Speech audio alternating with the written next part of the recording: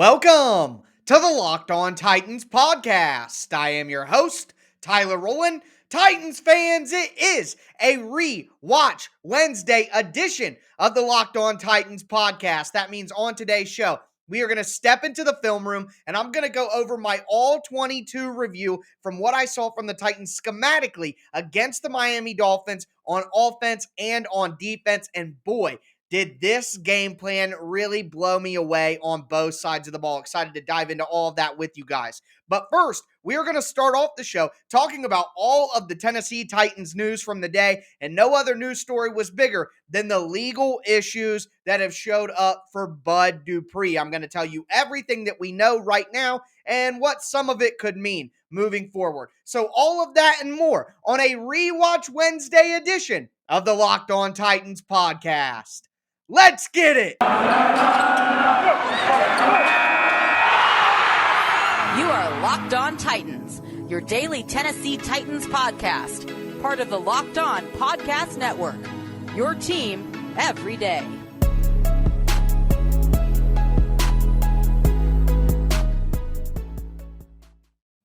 It is a Rewatch Wednesday edition of the Locked On Titans podcast. Going to step into the film room later in the show, but first we are going to start with all of the Tennessee Titans news that popped up on Tuesday. Before we do, want to thank you guys for making the Locked On Titans podcast your first listen every day. If this is your first ever listen to the Locked On Titans podcast, make sure you subscribe on whatever platform you do stream. Subscribe to the Locked On Titans YouTube channel. When you do, smash that notification bell so you know when all of my content goes live. If you're watching on YouTube right now, smash that thumbs up button as well. Check me out on social media at Tic Tac Titans. Check me out on Facebook for the show Facebook page at Locked On Titans Pod. So let's dive into this news, and of course it has to do with Bud Dupree. So Bud Dupree was cited and charged, however you want to use those words, with misdemeanor assault based on an altercation that took place at a local Walgreens on Sunday night. So those are kind of the brass tacks facts of the matter. He was in an altercation in a Walgreens on Sunday night. Local Nashville police have charged him with misdemeanor assault. Now, as any time that we talk about medical issues or COVID or anything like that, I always say, I'm not a doctor. Well, guess what, folks? I'm here to tell you, I'm not a lawyer. So I'm not going to break down what the potential outcomes could be, potential punishments, this, that, timeline, all that. Not going to break down any of that because I don't know. I'm not a lawyer. But here's what we do know. Outside of just the facts of the situation, there was an altercation that Bud Dupree was involved in out of Walgreens after the game. He's been charged with misdemeanor assault. A video was released. If you haven't seen the video, get on Twitter. Go check it out on Twitter. So anyways, in the video clip that we saw, Bud Dupree appeared to be playing peacemaker between his party, his group of people who were involved in the altercation, and then some store employees at Walgreens who were also involved in the altercation. Now, on the video, you can hear the guy recording saying, yep, that's Bud Dupree of the Tennessee Titans. And anytime that you see stuff like, Kobe doesn't like it either. It's clout chasing. But anytime you see stuff like that, it instantly makes you think, is this really some serious situation where somebody did wrong, or is somebody trying to take advantage of the situation? But right now, with the video that was put out, it's a short snippet. And what it doesn't show is, it doesn't show the beginning of the altercation and how it got started, and it doesn't show the end of the altercation. All it shows is Bud Dupree trying to basically get his people, who he came with, out of the store. Again, he looks like a peacemaker, but without the beginning of the video and the end of the video, it's really hard to make any kind of declaration about right, wrong, indifferent. I'm not here to do any of that. What I do know is, from the things that I've been seeing, is that a misdemeanor assault charge isn't something that's serious enough to where you think that Bud Dupree is going to miss time this year. The likelihood is that he'll be in court in the offseason, probably pay a fine, what have you, as the facts continue to come out. But it's misdemeanor assault. So we aren't talking about any kind of serious long-term charges that are going to affect Bud Dupree, at least in the short term. So it's an unfortunate situation, and I don't want to speak too positively towards Bud's side without knowing all the facts. In fact, there could have been some aggressive moments where the victims were the store employees. But I'm also not willing to completely absolve the store employees based on the information we have. I simply don't know enough to give you guys a clear ruling either way. And since, again, I'm not a lawyer, that's not something that I'm going to do. But it appears that based on the type of citation that it was, this will not affect Bud Dupree and him playing with the Tennessee Titans for the rest of the season. So that's where things stand right now. I wouldn't get too freaked out. I wouldn't get too upset. I wouldn't worry too much about Bud Dupree's availability. We'll see how things play out. The second biggest story of the day, Diana Rossini from ESPN, who consistently breaks stories about the Titans. She clearly is in with Vrabel and Robinson. She came out on Tuesday and said Derrick Henry will practice on Wednesday. So anticipate today hearing that Derrick Henry is activated into his 21-day window to practice before he gets officially activated off IR. But she also said in the tweet, it's a long shot that he will play against Houston, which is what I'm hoping for. I don't want to see him play. But then again, Diana said it was a long shot the Titans would get Julio, and well, that happened. But that's the two biggest news stories of the day, the legal situation for Bud Dupree, Derrick Henry returning to practice on Wednesday. The Titans also made some roster moves. They made some cuts on the practice squad. They cut Golden Tate. And I know that, a lot of us wanted to see something from Golden Tate, but hey, I trust the coach's judgment at this point in time with what they need for this team to be successful. Tate just doesn't check the boxes. They like the bigger wide receivers. Chester Rogers is that small slot receiver for them right now. So I understand where that went. The roster is currently at 52 with the changes that they made, which leads you to believe that open roster spot 53 could be Derrick Henry. I don't think so. 21-day practice window doesn't mean you count towards the roster. Could be an additional tight end that the Titans steal off a practice squad of some other team. Could be Torrey Carter, the Titans' important fullback coming off IR. Remains to be seen. We'll get that news on Wednesday as well. So those are all the big stories of the day for the Tennessee Titans. Now it's time to step into the film room for Rewatch Wednesday. The Titans did some incredible schematic stuff in this game. I'm excited to talk about it with you. Before we get into that, I do want to tell you guys about Built Bar. It is a new year, and that means New Year's resolutions. And if yours is about getting fit or eating healthier,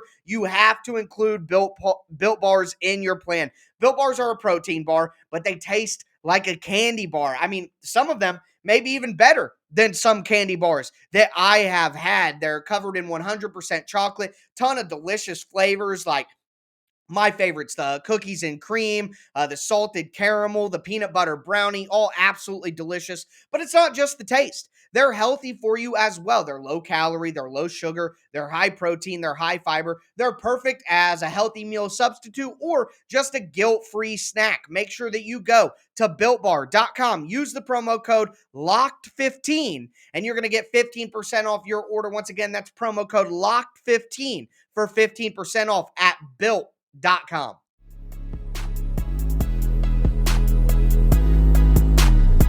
Titans fans, let's continue this Rewatch Wednesday edition of the Locked On Titans podcast by diving into our Rewatch Wednesday segments. Excited to step into the film room, talk about what the Titans did schematically from an X's and O's standpoint on Sunday against the Dolphins on offense and on defense. I'm going to start on the defensive side of the ball because, wow, holding the Dolphins to 3 points, holding them to 74 rushing yards. They didn't even get into the red zone, 3 for 12 on third down, 2 turnovers. If you count the couple turnovers on downs, that's additional turnovers for the Titans, a missed field goal in there as well. The Titans completely locked the Dolphins down. And how did they do it?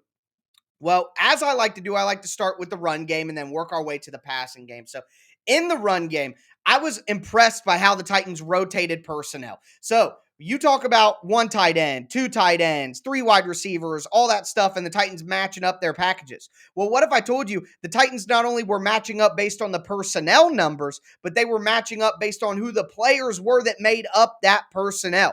So the Dolphins were playing in 12 personnel for the majority of the game. 2 tight ends, 2 wide receivers, and a running back.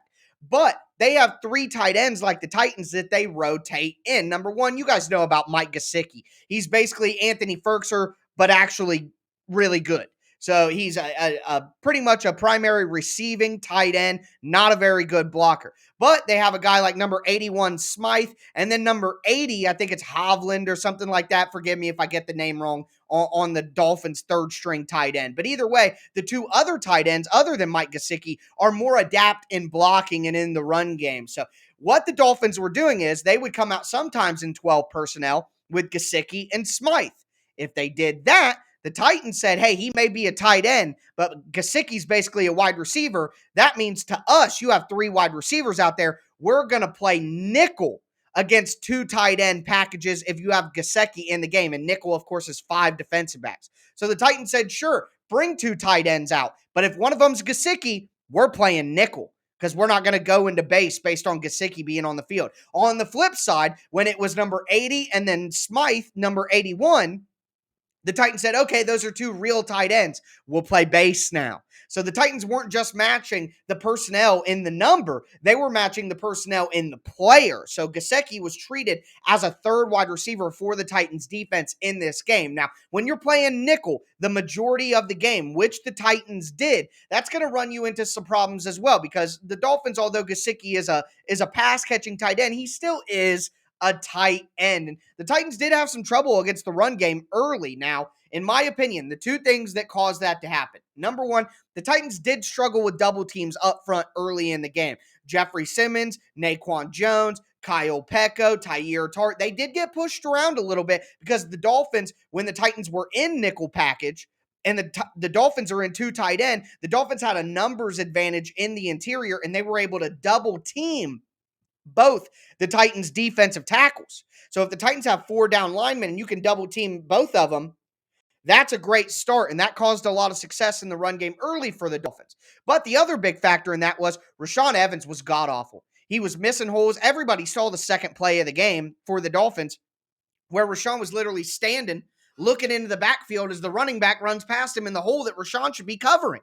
So he had a terrible game. The Titans worked in David Long more as the game progressed, and that helped solve the issues. So that's what caused the success in the run game early on for the Dolphins. I don't really care, though. And the Titans didn't really care because they knew eventually they would slow down the run, and the Dolphins couldn't beat them with the passing game. So let's talk about the passing game because I got quite a bit to say. The Titans ran some coverages in this game that I hadn't seen before, quite frankly. Or maybe I'd seen it, but it's hard to diagnose. The Titans were doing some high-level stuff that even I don't necessarily have the names to tell you what they were running. All I can do is kind of match it to what I know and the terminology I know and what seem to be the responsibilities out there. And that's why I want to start talking about hybrid coverages. So one of the most common hybrid coverages that you hear, and think about traditional coverages, cover 2, cover 3, even cover 4, where the field is broken up into quarters and the defensive backs have those responsibilities.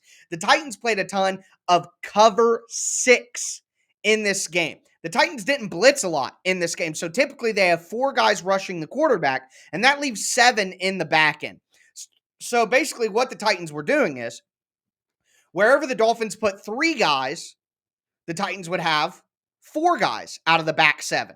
Wherever the Dolphins had the 2 guys, eligible receivers, the Titans would put 3 of the back 7. So you got 4 with 3 and you got 3 with 2.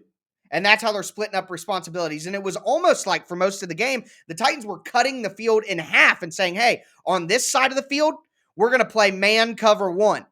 On the other side of the field, we're going to play cover 2 in our technique. So I just was incredibly impressed with what the Titans were doing, mixing man and cover 2 on certain downs, and also mixing cover 2 and cover 4, which a lot of people know as cover 6. So the Titans would have their outside cornerback, like Christian. So let me give you exact examples. The Titans, a lot of the game, were putting Christian Fulton and Amani Hooker in cover 4, which meant they took their half of the field and they each had half of the half. Deep responsibility. And then they would have 2 underneath defenders, someone playing like the hook curl in the middle of the field, like where the linebacker normally is, and then somebody taking the underneath outside like a flat route. And that's important against the Dolphins because they like to throw it short and outside and under 10 yards, which I showed visually on the Friday preview show. So the Titans were running that towards the 3 side. And then on the back side, they had Jackrabbit Jenkins playing outside coverage, and they would have Kevin Byard playing deep coverage on his half. KB was covering the entire half, whereas Amani and Christian split the other half. Kevin had one half all to himself, and that allowed Jackrabbit Jenkins to do this. So Kevin Byard has that half. If there are two guys going deep in his half, it's going to make it tough for him to cover that. Well, the way the Titans were playing it is if two guys went deep, Byard would take the inside most deep guy, and then Jackrabbit would stay with the outside most deep guy. But if the Dolphins ran only one guy deep and then ran other wide receivers underneath, well, then the Titans would have Kevin Byard take the deep guy. Jackrabbit would be able to come up and play the underneath route, which helped keep you covered from those short intermediate throws to the outside the Dolphins like. And then they would have one underneath under the middle hook defender, which was typically going to be Jayon Brown or even Buster Screen, and they would have that guy playing underneath in the middle. So that way, you're covered for anything. And the way that the Titans split responsibility in real time, like the play is going on and they are passing off this responsibility, the Titans are playing different coverages based on what happens during the play. It's truly incredible stuff, high-level stuff. And the amount of time that I saw these coverages mixed together and confused Tua, it was just impressive. It was the Titans literally took away everything. They took away everything using different coverages on different sides of the field.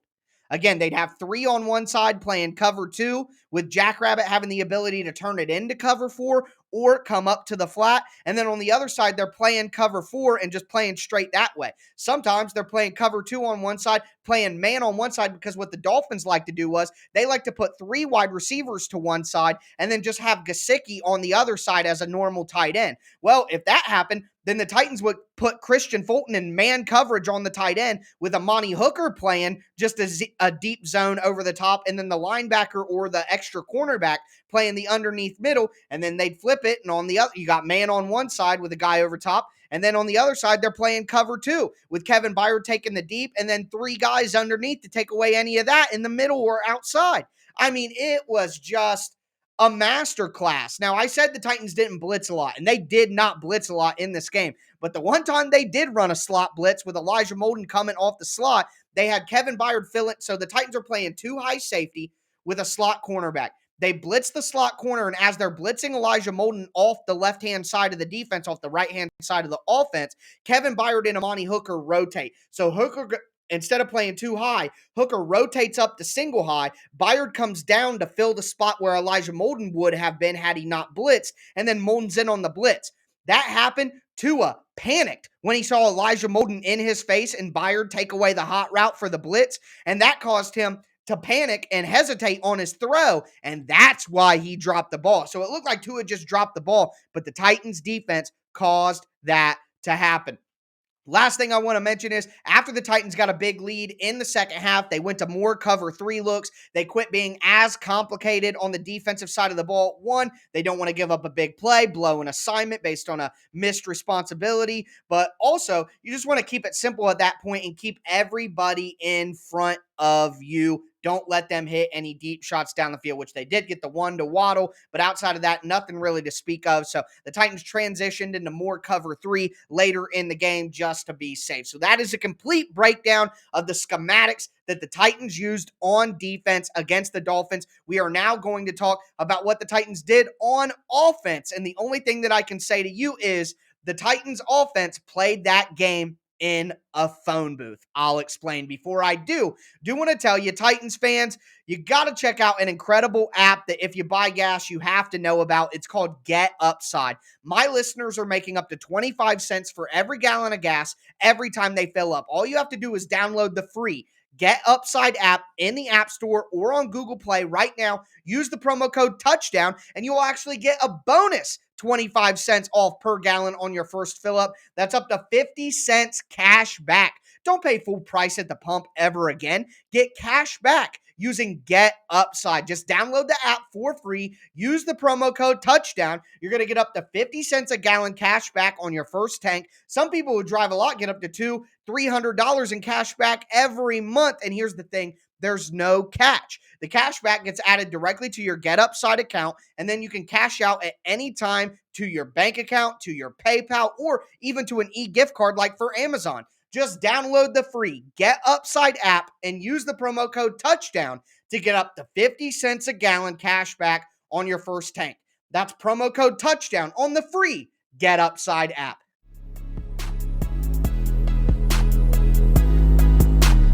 Titans fans, let's cap off this Rewatch Wednesday edition of the Locked On Titans podcast, discussing what the Titans did schematically on offense against the Miami Dolphins. We talked about Bud Dupree's legal situation, Derrick Henry coming back to practice on Wednesday, talked about Golden Tate being released, what the roster number's at, talked about the schematics on defense and what the Titans did with their hybrid coverages and their personnel groupings and packages. Now, we're going to dive into the offense. Before we do, I want to thank you guys again for making the Locked On Titans podcast your first listen every day. As for your second listen, check out the Locked On Bets podcast, hosted by your boy Q and handicapping expert Lee Sterling. That's the Locked On Bets podcast presented by BetOnline.ag. Here's what I want to say first. I had a dentist appointment on Tuesday, and that's why I didn't do the Tic Tac Tuesday thread on Tuesday as regularly scheduled. I completely forgot about that dentist appointment, so sorry I didn't mention that on Monday's show. But I had an absolute disaster at the doctor's office. It was ridiculous. Not going to get into it. Very upset. Wrote a stern review, spreading the word. Absolutely ridiculous service from the dentist office. But that's not important. What is important is I say all this to tell you that my Tic Tac Tuesday thread will now be replaced with a Rewatch Wednesday thread. So I'm going to clip the game out in its entirety. Well, not every single play, but all the things that I see, which ends up being about 60 plays every time anyways. And that's going to be on my Twitter account on Wednesday at Tic Tac Titans. Usually start putting clips up at about 9 o'clock in the morning and run until about 3:30, 4 o'clock Eastern time. So make sure you check that out if you enjoy the show. I don't see how you could listen to my show all the time and not go check out all the film clips that I put up on Twitter. You don't even have to be signed up on Twitter. You just Google Tic Tac Titans Twitter and just look at my account without signing up. So anyways, moving forward, talking about what I saw on offense. I said that the Titans wanted to play this game in a phone booth. What do I mean? They wanted to condense everything into the middle. What are the Dolphins good at? They're good at using dime and nickel personnel with defensive backs, extra safeties. They love running three safeties with two corners like how the Titans do from time to time. And they like to crowd the line of scrimmage when teams get in passing situations. And they like to blitz heavy. Well, what happens if the Titans don't ever go into packages where you can bring on that many defensive backs? What if the Titans stay in 2 tight end, 3 tight end the whole game? What do you do then, Miami? It takes away the best aspect of Miami's defense, their complex blitzes with multiple defensive backs. Well, the Titans said, you ain't even getting to that, Buster. We're playing 2 tight ends. We're playing 22 personnel with a fullback and 2 tight ends. We are going to play 13 personnel with 3 tight ends on the field and Nick Westbrook-Aquino, which is basically 4 tight ends. What's Miami going to do? Run nickel? No, it doesn't make sense. Miami's response was, okay, we're going to play a 6-1. Now, what's a 6-1? Bill Belichick made this kind of famous in the Super Bowl against the Rams because he wanted to take away duo up front and take away what the Rams were doing with a fullback and all that stuff. Well, the Dolphins went to 6-1. So they had 4 defensive linemen, 2 outside linebackers on the outsides, and then 1 middle linebacker in the middle. And what they were doing is, they were also bringing a safety down to be a second middle linebacker. Well, okay, sure. We talk about this dichotomy all the time. When you have 4-man fronts and a bunch of people at the second level, you need a fullback because the second level defenders are going to be able to flow away from the offensive linemen. They're going to be too fast for the offensive linemen to consistently get up on those second level defenders. That's why the Colts play the Titans like that. They always just do 4-man fronts and stack the second level with 5 guys so that they can flow back and forth. Well, the Titans' response to that is, hey, we're going to run double teams and just run straight up the gut, up your, straight through your face, as Marshawn Lynch would say. And we're going to have a big gain before the second level defenders can do that. And when we run straight at you, that negates your sideline to sideline speed. You don't have to go sideline to sideline if I'm coming straight through you. Well, The flip side of that, if the Dolphins are going to stack the line of scrimmage and put a bunch of guys right in the middle, 4 defensive linemen with 2 outside linebackers and 2 linebackers still, well, then it's going to be difficult for the Titans to run straight up the middle because you're not going to be able to, it's going to be one-on-one. You're not going to have the opportunity to double team defensive linemen and move them off their point to get good push in the run game. It's going to be difficult to do that because everybody's going to be one-on-one because everybody's covered. Well, everybody's not covered if you go with 3 tight ends. Simple as that. You go with 3 tight ends. You got 8 guys on the line of scrimmage. I just said 4, 2, and 2. That's 8 guys in the box. 8 on 8. Titans still have their numbers advantage. Now, here's the thing, though.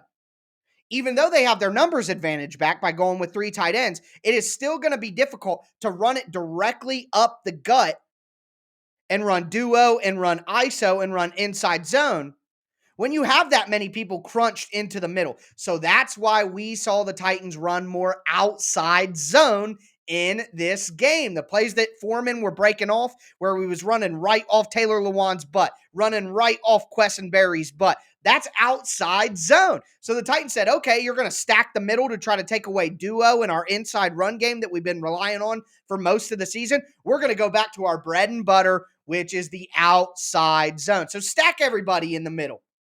We're going to create the numbers advantage again on you with personnel, and then we're going to run to the perimeter. We're going to run to the perimeter.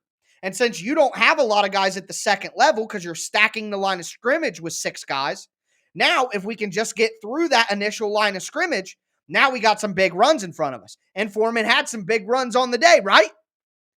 Just the chess match back and forth between Downing and Flores. Okay, do the 6-1, stack the line of scrimmage. We're going to meet your numbers by going heavy tight end. Not only does that help us meet your numbers, but it also allows us to keep you out of the defensive personnel grouping that you like the most and have the most success with.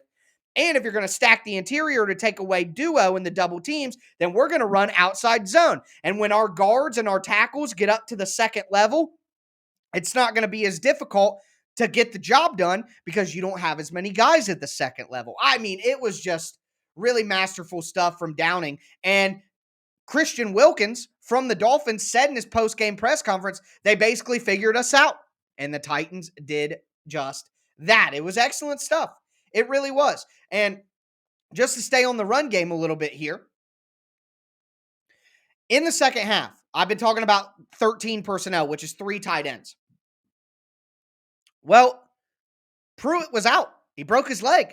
He was out. And you guys know just as well as I know, Anthony Ferkser is not a blocking tight end. We can't put Anthony Ferkser out there in 2 tight end situations consistently throughout the game and get the push in the run game and the desired result. So what do the Titans do to have that second blocking tight end to go along with Swaim? In comes Aaron Brewer, who's probably the most athletic offensive lineman in terms of speed, agility, and all that in the Titans organization right now.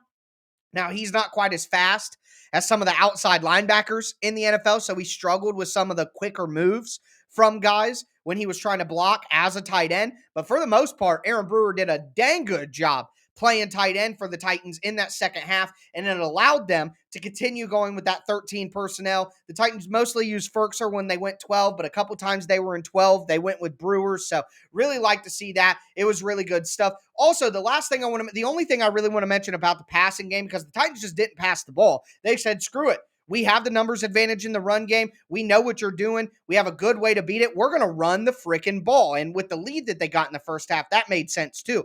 But when they did pass it, because the Titans were doing more outside zone in this game, that got them back in the way of doing bootlegs off of outside zone. And to make sure that Ryan Tannehill was protected from backside pressure, which has been an issue all year long when the Titans try to run boot, they would have Jeff Swaim be the tight end on the boot side like Ryan Tannehill was booting to the left, so Jeff Swaim would be on the left side of the formation.